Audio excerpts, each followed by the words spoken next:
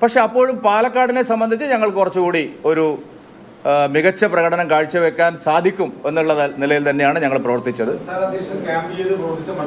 അല്ല, ക്യാമ്പ് ചെയ്തെന്ന് പറഞ്ഞാൽ ഞാൻ പറയട്ടെ, ഞാൻ എന്നെ പറഞ്ഞിട്ട് നിങ്ങൾ ചോദിച്ചോളൂ. ഞാൻ ഇന്നിവിടെ എല്ലാം നിങ്ങൾ 3 ദിവസമായിട്ട് അലക്കിക്കൊണ്ടിരിക്കുകയാണല്ലോ. ഞാനിത് കേൾക്കാനായിട്ട് തന്നെ വന്നിരിക്കുന്നത്.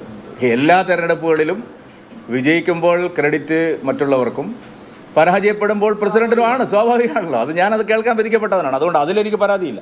പക്ഷെ ഞാൻ പറയുന്നതും നിങ്ങൾ കേൾക്കണം. പാലക്കാട് മാത്രമല്ല, ഞങ്ങൾ എല്ലാ സ്ഥലത്തും പ്രവർത്തിച്ചിട്ടുണ്ട്. ഞാൻ അതിൻ്റെ ഓരോന്നോരോന്ന് പറയാം. പാലക്കാട് സ്ഥാനാർത്ഥി നിർണയം പാളി, ഇതാണ് നിങ്ങളുടെ അടുത്ത ചോദ്യം. ഇതല്ലേ നിങ്ങൾ ചോദിക്കാൻ പോകുന്നത്? ഞാൻ അങ്ങോട്ട് പറയാം. ഞാൻ പറയട്ടെ. Let me complete sir. ഇല്ലല്ല, ഞാൻ ചോദിക്കട്ടെ. പറഞ്ഞു, ആര് പറഞ്ഞു എന്നല്ല. അല്ലല്ല, നിങ്ങൾ പറയാൻ സമ്മതിക്കുന്നില്ലെങ്കിൽ പിന്നെ എന്ത് ചെയ്യണം? എന്നെ നിങ്ങൾ പറയാൻ അനുവദിക്കും. എല്ലാ തെരഞ്ഞെടുപ്പുകളിലും സ്ഥാനാർത്ഥി നിർണയത്തിന് നിയതമായ ഒരു രീതി ഞങ്ങൾക്കുണ്ട്. ഇത്തവണയും അത് തന്നെയാണ് എല്ലായിടത്തും സംഭവിച്ചത്. ഉദാഹരണത്തിന് പാലക്കാട് സ്ഥാനാർത്ഥി നിർണയത്തിന് ഞങ്ങളെ പാർട്ടിയുടെ കോർ കമ്മിറ്റി ചുമതലപ്പെടുത്തിയത് ബഹുമാന്യനായിട്ടുള്ള മുൻ സംസ്ഥാന അധ്യക്ഷൻ ശ്രീ കുമ്മനം രാജശേഖരനാണ്.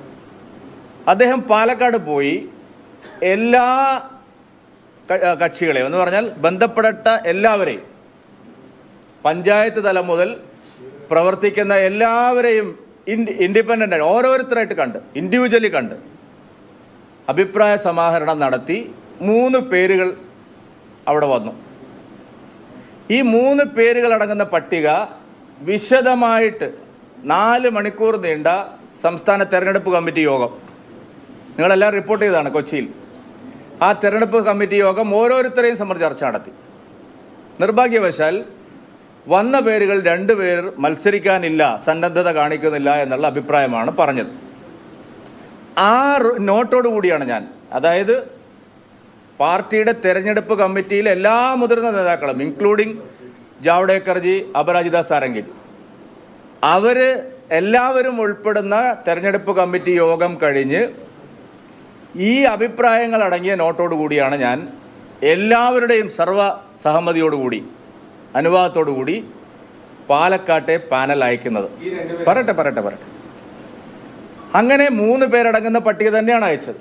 പക്ഷെ ഒരു നോട്ട് അതിൻ്റെ കൂടെ വെച്ചു. ഇതാണ് മറ്റ് 2 പേർ പറഞ്ഞിരിക്കുന്ന അഭിപ്രായങ്ങൾ. അതിനെ അന്തിമമായിട്ട് ശ്രീ നരേന്ദ്രമോദി ഉൾപ്പെടെ, ശ്രീ അമിത്ഷാ ഉൾപ്പെടെ, ശ്രീ JP നഡ്ഡ ഉൾപ്പെടെയുള്ള പാർലമെൻ്ററി ബോർഡ് വിശദമായി പരിശോധിച്ച് അവരാണ് സ്ഥാനാർത്ഥിയെ പ്രഖ്യാപിച്ചത്. ഇത് തന്നെയാണ് ചേലക്കരയിലും സംഭവിച്ചത്, ഇത് തന്നെയാണ് വയനാട്ടിൽ സംഭവിച്ചത്, ഇത് തന്നെയാണ് കഴിഞ്ഞ ലോക്സഭാ തെരഞ്ഞെടുപ്പിൽ 20 മണ്ഡലങ്ങളിൽ സംഭവിച്ചത്. സ്ഥാനാർത്ഥി നിർണയം ഏതെങ്കിലും ഒരു വ്യക്തി നടത്തുന്ന പതിവ് ഭാരതീയ ജനതാ പാർട്ടിയിലില്ല. ഇനി സ്ഥാനാർത്ഥിയായി ഇപ്പോൾ മത്സരിച്ച ആള് അവസാന നിമിഷം വരെ എന്നെ മത്സരിപ്പിക്കരുത് എന്നുള്ള നിലപാടാണ് സ്വീകരിച്ചത്.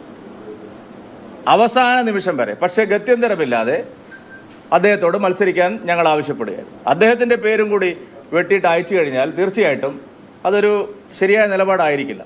അതുകൊണ്ട് കൃഷ്ണകുമാറിനെ സംബന്ധിച്ച് എല്ലാ തിരഞ്ഞെടുപ്പുകളിലും മത്സരിക്കുന്ന ആൾ അങ്ങനെയല്ല. അദ്ദേഹം പാലക്കാട് മണ്ഡലത്തിൽ ഇതുവരെ മത്സരിച്ചിട്ടില്ല. അദ്ദേഹം ലോക്സഭയിൽ മത്സരിച്ചിട്ടുണ്ട്, മുനിസിപ്പാലിറ്റിയിലും മത്സരിച്ചിട്ടുണ്ട്, മലമ്പുഴയിലും മത്സരിച്ചിട്ടുണ്ട്. മലമ്പുഴയിൽ അദ്ദേഹം 3000 വോട്ടിൽ നിന്നാണ് 50,000 വോട്ടിലേക്ക്, നിങ്ങൾക്ക് കണക്കുകൾ കയ്യിലുണ്ടല്ലോ, 3000 വോട്ടിൽ നിന്ന് 50,000 വോട്ടിലേക്ക് മലമ്പുഴ പോലുള്ള ഒരു ചുവപ്പ് കോട്ടയിൽ വെന്നിക്കൊടി പാറിച്ചിട്ടുള്ള ആൾ തന്നെയാണ്. ഇപ്പോൾ പരാജയപ്പെടുമ്പോൾ എല്ലാം അദ്ദേഹം മോശക്കാരനാണെന്ന് നിങ്ങൾ പറഞ്ഞാൽ ഞാൻ പറയണം.